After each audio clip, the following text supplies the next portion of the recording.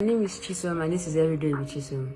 Anyway, this is not going to be like a vlog or something where I talk about my everyday life. It's just going to be where I talk about how I deal with my CML and also a way for me to inform other people about everything that comes with CML, and that is not the worst case scenario, and it always gets better. I'm going to start first by trying to explain to people who don't really know about it what CML is. CML is short for chronic myeloid leukemia, and chronic myeloid leukemia is a type of leukemia where there is a gene mutation in the myeloid cells. The myeloid cells are immature cells, like the baby cells, before they grow up and mature and begin to do what they're supposed to do. It could be the red blood cells, the white blood cells, or the platelets. But in this exact case scenario, it's the white blood cells. So this gene mutation is called the BCR-ABL. Everybody has the BCR-ABL, but it depends on how high your percentage is. Your percentage could be 0.1. That is why you don't have CML. But my percentage at the time was 80%. That is so much. So this gene mutation causes the CML not to grow up and do what it's supposed to do. And these leukemia cells, as they continue to produce, and they rapidly divide in the bone marrow, they also cause pain. They also spill into the blood, causing other problems. And there is a particular organ in your body called the spleen. Kind of helps to reduce infection. It helps with infection and stuff like that. So the spleen is affected because the spleen begins to absorb these leukemic cells, these immature myeloid white blood cells. You get?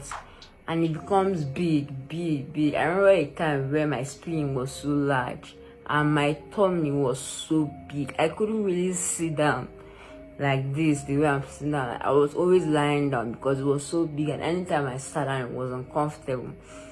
So the spleen becomes enlarged and affected, and sometimes it can cause pain. I've never really had pain from my spleen, I thank God. But some people really have pain from the spleen. And the drug I normally take here is Pefalgan. Pefalgan is just simply IV paracetamol. It just goes in direct and stops the pain. Then the other drugs that I've taken will now slowly make the pain not to come back so quickly. Because Pefalgan for me is useless. Most people, it lasts for 6 hours. But for me, it lasts for 2 hours. Recently, it still lasted for 30 minutes. I don't know, my body, there's a way it responds to pain. Even right now, I'm connected to morphine. But I can still have pain anytime, even though the morphine is really high. My body, something else. I feel to be a drug addict. The way most people treat chronic myeloid leukemia is through TKIs. These are called tyrosine kinase inhibitors. Tyrosine kinase inhibitors is practically the thing that causes the leukemia cells to not grow, that BCR-ABL. The tyrosine kinase inhibitors, they just cause these cells to mature by force and die. I remember I was in the hospital. I was in really excruciating pain. I took the Tasigna for the first day. I took for the second day. The pain left. I didn't have any sign of the pain again. There are different types. There's the first generation, the second generation, and there's the third generation. Right now I'm on the third generation because I've been having a series of mutations. You get? The first generation, one of them is called Gleevec. I took Gleevec for some time when I was still back in Nigeria. I almost died. I had pleural infusion. That is like water in my lungs and stuff like that. I had masses in my liver. I had a lot of things. I could have almost died if my dad didn't stop me from one. Is Tasigna. It can be Tasigna or Sprycel. I've been on both Tasigna and Sprycel. When the Tasigna stopped working and I came back to South Africa, my first doctor put me on Sprycel that wasn't even working. And this TKIs, expensive. You can spend millions on it. Millions, serious millions. My Signa was 1 point something million. The penalty in my amount now, if I was paying for it, I would be paying 2 or 3 point something million every month for my drugs. It's too expensive, but luckily I'm a compassionate use. I don't want to talk about when I was first diagnosed. How I started noticing that I was not feeling well was that I was having pains. That was in February. I remember February 6th. I was having pains and I told my dad, and we went to the hospital. He did the test and we got the results immediately. And we found out that my white blood cells were very, very high. That was those immature cells building up. So when we saw it, he was really shocked, and he was my dad is very protective of us, and he loves us, and which I thank God for. And he was so worried, and he started going through everything. I went back to school and I was going through it. The pain was increasing day by day. I would be taking drugs, the pain would be increasing. I remember I was having civic education. Like, the pain started. I don't even know. I went to the nurse. She gave me this drug called I'm going to put it by the side when I remember. She gave me the drug. The drug makes you really sleepy. Like, whenever I take it, I sleep straight for the whole thing that works immediately. And my buttocks. She gave me the drug, and it didn't work because sometimes my body doesn't respond to all these drugs. I went back. I was still in pains. What am I going to do? I have to write my exam. Am I going to have hysterics there? And I was feeling so sleepy. Oh God, I almost fell asleep. I couldn't stop myself from crying because I didn't know what to do. And I was just writing. I didn't even know what I was writing. My handwriting was jaga. And I called my dad before that. And he sent the driver to bring Cocodamol. Cocodamol is like a mixture of paracetamol and codeine. I took Cocodamol, and the pain was reducing a bit, but it was still really hard for me to write that civic education. That aside, as I was saying, the pain kept increasing, and it kept increasing. And my dad kept getting worried. Every day I had to get tests every day.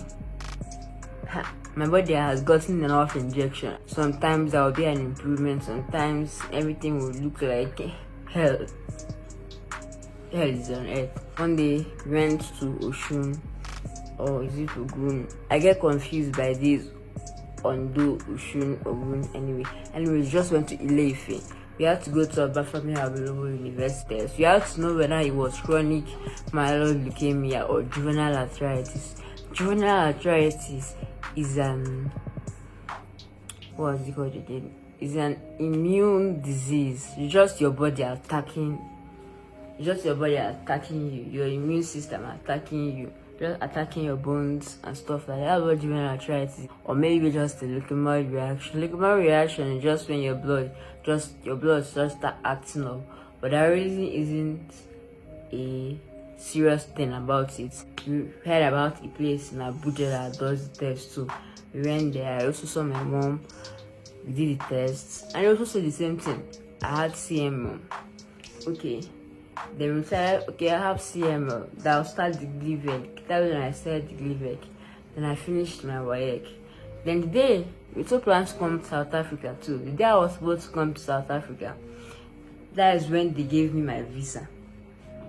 They hadn't given us the visa since, but Chiamaka had exams to write. On that 27th night, that was also one of the worst times of my life. I had pain, I had vomiting, I had a lot of things wrong with me, and that's when I felt like the disease became worse. My dad started treating me at home. He got the drip set itself. He gave me the drip. He also consulted a lot of doctors who prescribed some drugs for me. So I started taking these drugs, and he started falling sick because taking care of me is actual hard work. So I told him that he should please just take me to the hospital before something happened to him. So we went to Intersilby. And Itasobi, I stayed there for 2 weeks. In the second week, around one Thursday, my legs started swelling up. I feel like it's the leukemic cells. My legs started swelling up. Everywhere was swollen. I couldn't even walk again. So my dad decided to take me to UNTH. They gave me chemo. They gave me chemo twice. They gave me chemo the first time. Okay, the pain still continued. There was this doctor, Tessimaya, that this thing, she suggested that they should not give me chemo again. That they should just start managing me on TKIs. That she feels that is better. But I saw that doctor. What was his name again? Dr. Akbara. If I catch him. Anyways, he said, no. That they'll give me second chemo. And that they will even increase, what's it called again? Increase the dosage. They increase the dosage. And they gave me the chemo. Okay, yeah, and the pain stopped for a while. I started vomiting blood. I started pouring blood. I couldn't eat. I had mucositis. My whole mouth was wounded. My whole esophagus, my whole digestive tract. There are wounds, scarifications. Jesus, I suffered. I couldn't eat for 2 or is it 3 weeks. I was on Ensure, and I even hated the Ensure. Whenever I took the Ensure, I would just vomit it afterwards. What was the point? I reduced weight. I was so scared. I thought I was going to die, and it's not even like they took care of me. Only one day, I feel like this particular day I was going to die, because apparently I called my dad and told him that I was feeling so weird and I should just come because I'm scared. And he came and he tested me and stuff like that, and found out that my hemoglobin was low, like really low than low, and I was hypoglycemic, meaning that my sugar levels were honestly lower than normal. So he called them immediately, told them to come and give me drip, and he called for blood to be given to me, and he went to get platelets. He came by 12 o'clock in the night and gave me the platelets, because getting platelet concentration in Nigeria is something else. It's either you go to Abakaliki to get the better one, or in Nigeria or in Enugu you go to this man, forgotten his name, but he's a criminal. It's too expensive for the nonsense platelet concentration. You can even see the red. It's red.